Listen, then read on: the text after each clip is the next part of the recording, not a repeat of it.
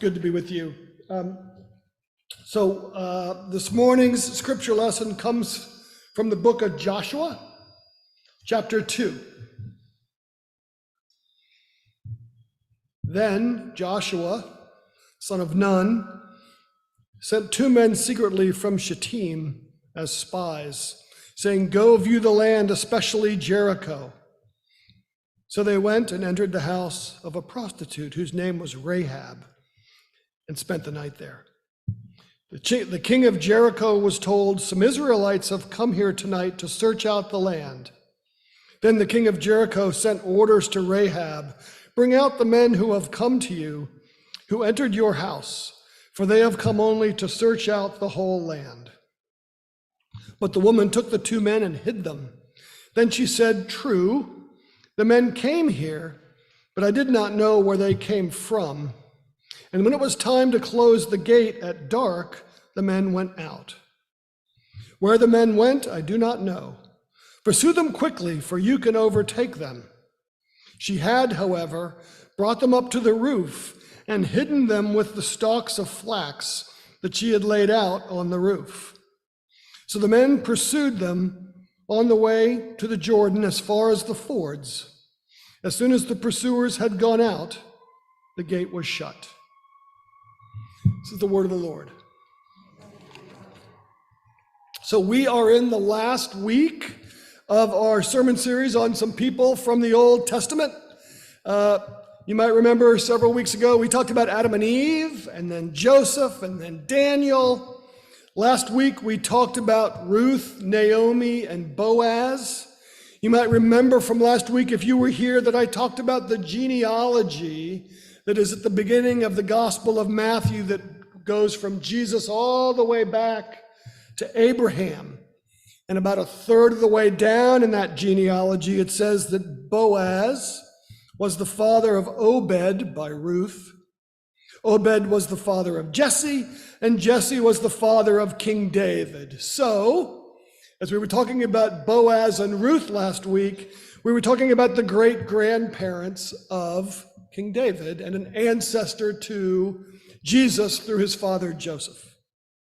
This week, we're talking about Rahab in the city of Jericho. In the same genealogy in Matthew, the verse immediately prior to what I just read, it says Salmon was the father of Boaz by Rahab. So Rahab this week is the mom of Boaz, who we talked about last week, and the great-great-grandmother of King David. There'll be a quiz later. It'll be multiple choice. Hopefully you'll be able to get through it. But I think that helps the context. Why are we talking about these people? This is one of the reasons we're talking about these people. Our story this week begins in Moab, like last week. The Israelites have been wandering in the desert for 40 years with Moses after they escaped Egypt. Imagine that. I get lost for 5 minutes and I get in full-on panic mode. They were wandering for 40 years. Through those 40 years, they maintained hope because of a promise that God had made to Abraham. In Genesis 17, God says to Abraham, "I will give to you and your offspring after you the land where you are now an alien, all the land of Canaan for a perpetual holding, and I will be their God." So before going to Egypt, before being held as slaves and prisoners in Egypt, before all of that, God had promised to Abraham the land of Canaan, the land we now think of as, generally speaking, Israel. For 40 years they wandered, trying to get to that promised land. And now they're on the east bank of the Jordan River, looking across the river into Canaan. They're finally on the threshold of the promised land, so close. Moses, who'd been their leader through this whole time, dies. And Joshua takes his place as the leader of the Israelites. But before they cross over into Canaan, as I just read, Joshua sends some men, some spies, to go do a little reconnaissance. They're going to do a little reconnaissance of all of Canaan, but especially Jericho, which is pretty much the nearest city to where they were. Rahab's home was in Jericho. It was in the wall of the city with a window facing the outside, so it was an easy place to find. Like the rest of the inheritance of Jericho, however, she's deeply frightened because just across the river is this enormous invasion force. Joshua's spies, hoping to sneak into the city, arrive at Rahab's door. But somehow they had been spotted, which causes the king to be informed that there are spies in the city. He sends word to Rahab, who he somehow knows they've gone there, and says, "Bring these men out, for they're just spies." She instead hides the men up on the roof amongst the stalks of flax. But she tells the king that they left just before the gates were shut, and she sends the king of Jericho's men, on a wild goose chase towards the river of Jericho to find these spies. Rahab saw an opportunity. She hid the Israelite spies, she lied to the king's men, and why not? What did she have to owe the king of Jericho or anybody else in Jericho? And it wasn't just the Israelite army that was the cause of fear. Word had spread about this Israelite God who had defeated the gods of Egypt and the armies of Egypt. Remember the story of Moses and the Red Sea, how it parted and then came back together, killing the pursuing army. Not surprisingly, word of that had spread over the previous 40 years. So Rahab chose to show loyalty to the Israelite spies. She made a deal with the Israelite spies. In Joshua 2, she says, "Now then, since I have dealt kindly with you," talking to the spies, "you swear to me by the Lord that you in turn will deal kindly with my family, that you will spare my father and mother, my brothers and sisters, and all who belong to them." The men said to her, "Our life for yours. If you do not tell this business of ours, then we will deal kindly and faithfully with you when the Lord gives us the land." Listen to that language. When the Lord gives us the land. The men then give Rahab a red rope, and tell her to hang it out the window as a sign to the attacking army to leave the people who live in that household, to leave them alone. Then they tell her to gather your family together and stay in your home. As long as you're in your home, you'll be fine. But don't tell anybody about this, or the deal is off. She agreed, sent the men away, and then she tied the crimson rope out the window. The Israelites invade, and Jericho is destroyed. It's a sermon for another day, but you know the song, right? You're singing it to yourself right now.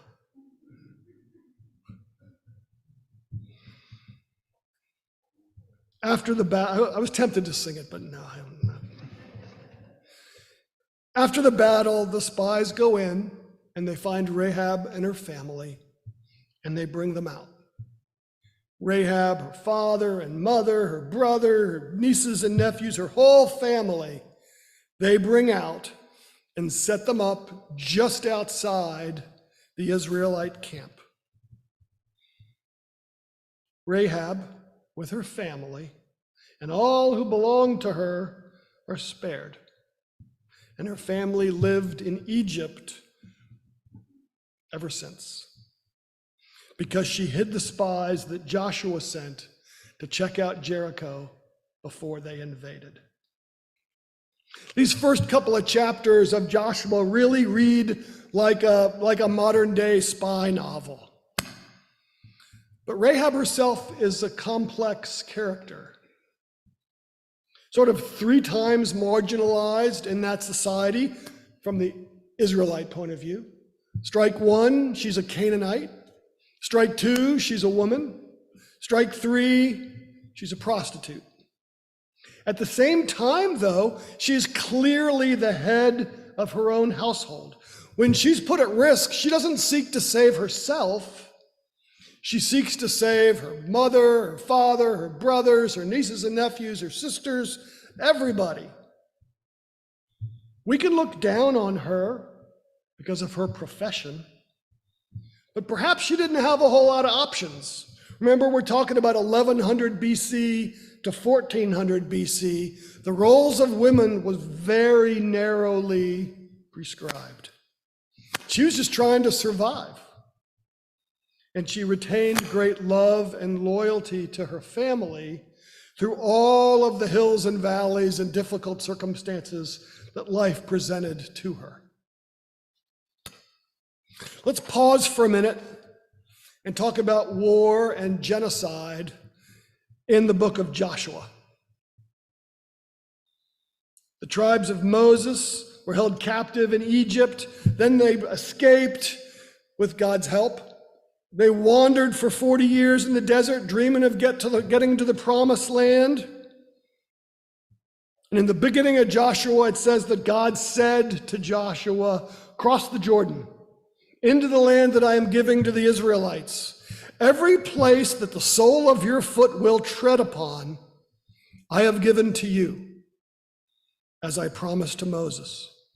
Be strong and courageous, for you shall lead this people to possess that land, the land that I swore to their ancestors to give to them." So they still have this divine promise of Canaan, of the promised land, and it becomes the quest that all of the Israelites are singularly focused on. But now hear the next verse there in the beginning of Joshua. It says, again, God talking to Joshua, "Be strong and courageous, and be careful to act in accordance with all the law that my servant Moses commanded you." Shortly thereafter, the Israelites attack Jericho, burn it to the ground, and conquer all the land. And then as you continue to read in Joshua, they go from city to city to city to city, doing likewise. So it appears to me that they very much followed the initial commandment, that is, to go and take the land. But they didn't follow the second commandment, which said, act in accordance with all the law that I commanded Moses. Laws like, "I am the Lord your God, you shall have no other gods before me." Laws like, "You shall not covet thy neighbor's house." Remember last week when we were talking about Ruth and Boaz, and Ruth was gleaning in the field that Boaz's reapers had already harvested the crops. And she did so because in Leviticus, there's a law that says, when you reap the harvest of your land, you shall not reap to the very edges of your field. You shall leave that for the poor and the alien. So way back in Leviticus, God is commanding the people to show love and charity to the aliens, to the foreigners, to those who are different. There's good complexity here. Was the Israelite invasion the divine promise, the divine quest? Or were they called to love their neighbors and to love the aliens?